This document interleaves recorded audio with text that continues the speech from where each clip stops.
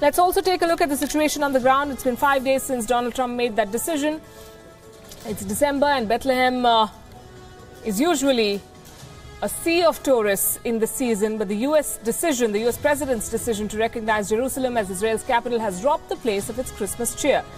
And now these are the scenes in Bethlehem on a daily basis. These are pictures from Ramallah.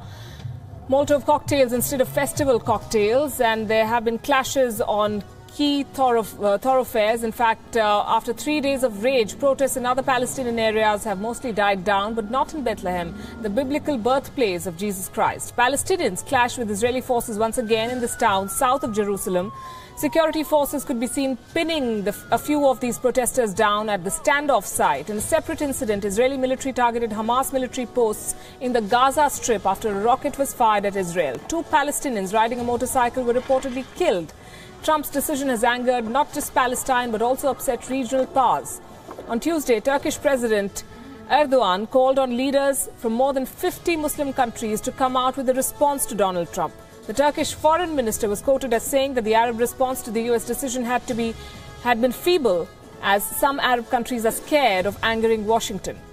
They were speaking ahead of a key summit of Muslim countries that begins in Istanbul on Wednesday. Iranian President Hassan Rouhani, who is expected to attend the summit, said that his country supports a new uprising against Israel.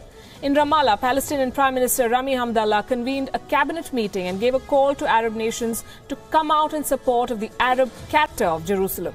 Israeli Prime Minister Netanyahu is meanwhile going about defending the US president's stand. Speaking in Brussels on Monday, Netanyahu expressed optimism that European nations, which had initially objected to Trump's call, would come around and back Israel and the ground reality. That's how things stand at the moment. We're taking a break. Still ahead on the show, the man who hopes to play a bigger role in Jerusalem has emerged as the new king of West Asia.